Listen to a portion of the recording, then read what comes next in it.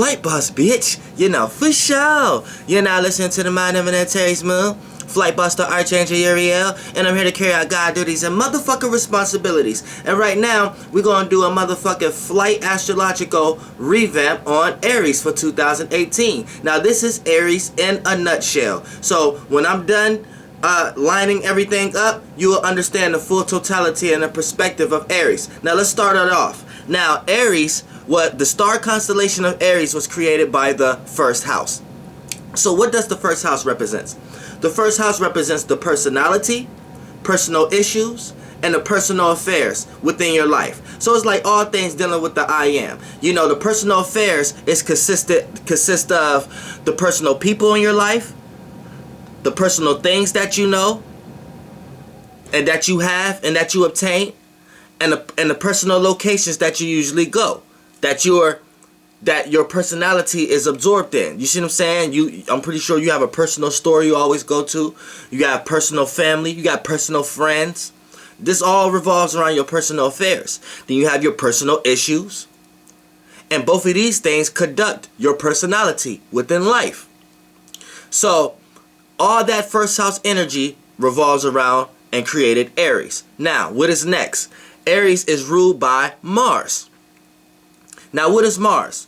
Intent, willpower, passion, motivation, desire. So it's ruled. Anytime a planet rules a sign, that means a planet is at home.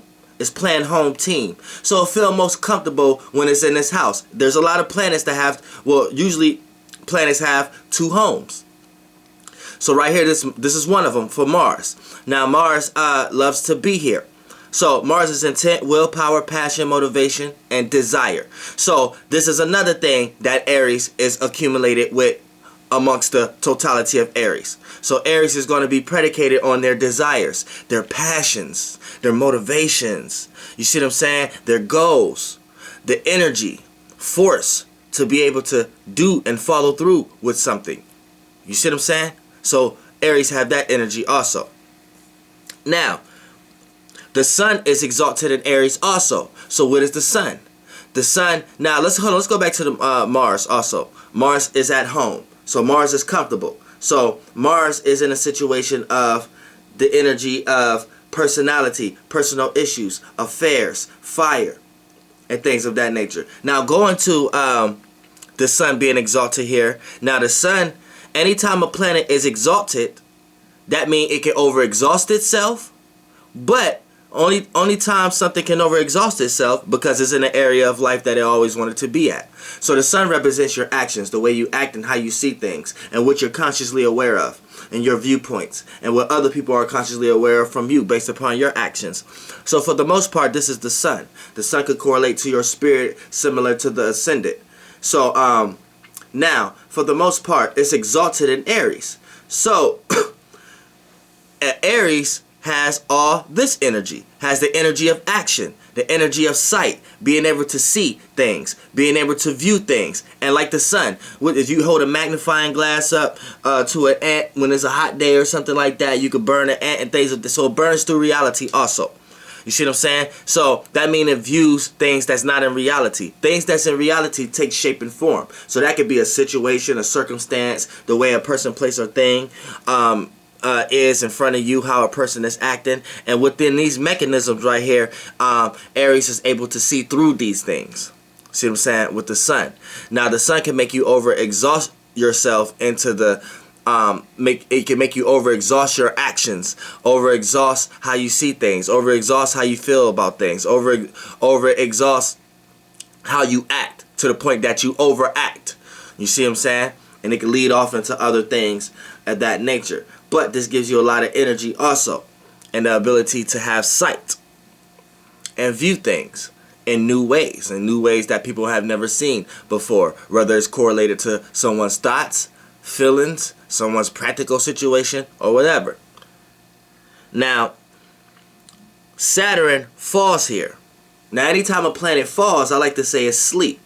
So when you sleep, it's like you can have a nightmare, or you can have a beautiful dream, or you can have a regular dream, and it'll play out like this. A nightmare be like super doubt, super over worrying, not being really sure of yourself and having enough courage in that area of life. You see what I'm saying? A beautiful dream would be like doing something that you never thought you was capable of doing before because you didn't try it.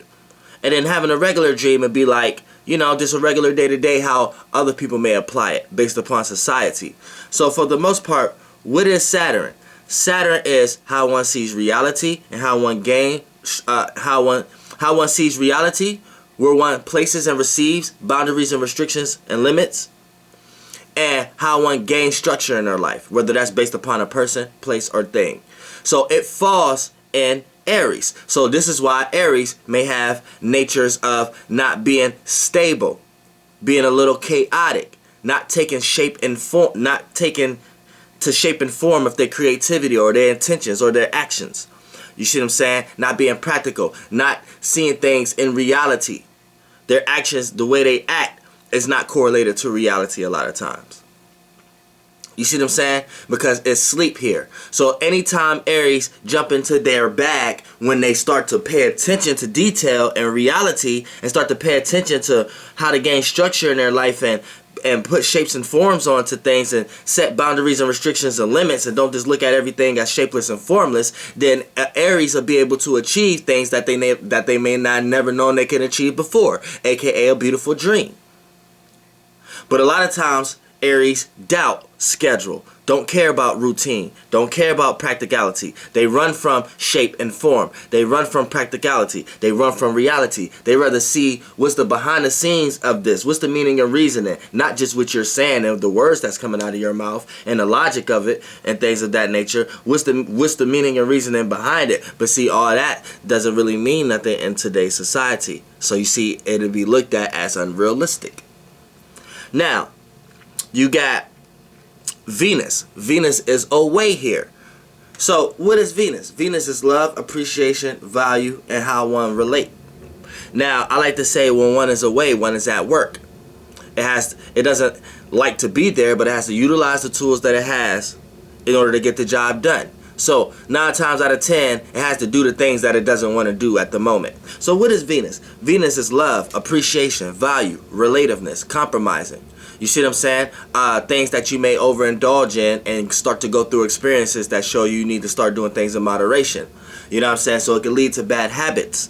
So this is Venus, but Venus is ultimately could be a person, place, or thing as long as it jump into the area and vibration of love, appreciation, value, relativeness, and things that you're willing to compromise with.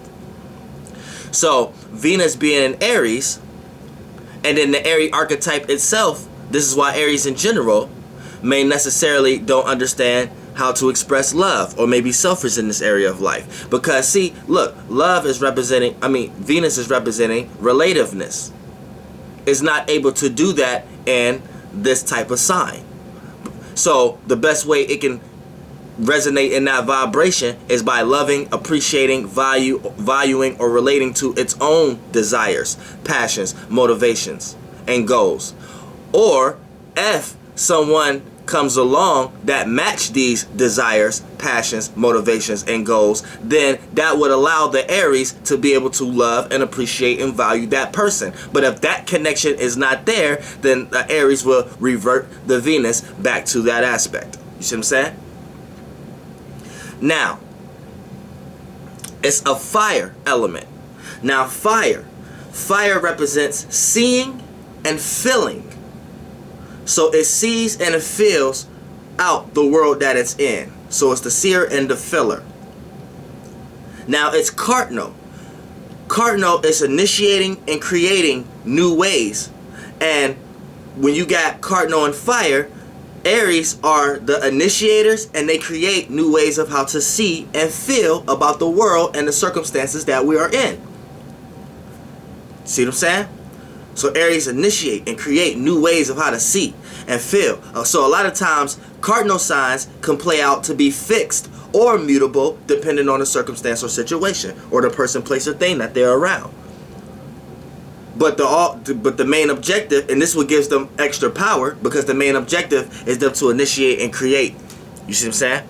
Now, Aries is right-brained.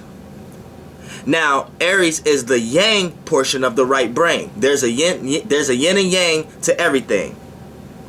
Now, to the right brain, the yang to the right brain will be fire. The yin to the right brain will be water. But we're talking about a fire sign right now. So, the yang to the right brain is fire. So, what does the right brain represent? The internal realm, the subconscious. What does fire and what does yang represents? Expressing, the external realm. So we see fire signs, and this one specifically, Aries, like to take the inner realm and express it in the external realm. So what's all in the internal realm? Imagination, intuition, thoughts, fire, passion, all your creative things. But if you can visualize it, which that's sight, vision, fire, since you can visualize it, no one else can in that realm. So this what makes the inside need to light that fire and make a fire sign, aka Aries, want to express their inner world. So this what makes Aries expressive. And this what makes them the yang of the right brain. They express their inner world. They express the inner world to the outer world. So it becomes creativity. Creativity, the shapeless, formless realm, can now come out and take a shape and form in some way, shape, or form.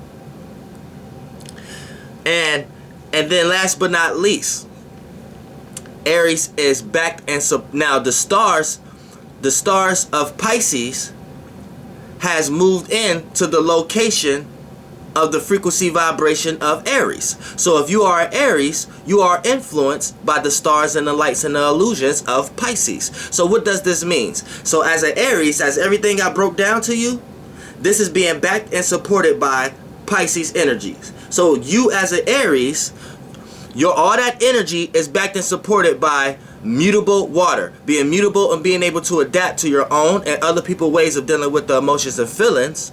Also, Jupiter and Neptune, having wisdom and knowledge, being able to experience and put new meanings and reasonings to things, and having higher meanings and reasonings to things, and being able to have dreams, illusions, creativity, and imagination, and fantasy, and mysticism put on top of that. And then your Aries is filtered and backed and supported by that energy. That gets filtered through initiating and creating new ways of how to see and feel. So that's Aries in a nutshell. Initiating and creating new ways of how to see and feel about dreams, illusions, creativity, imagination, their fantasies, their wisdom, knowledge, experiences, meanings, and reasonings, and their way of connecting with the emotions and feelings and how to relate it in a mutable way. Flight boss, bitch, goddamn air. Now we're going to go to Taurus.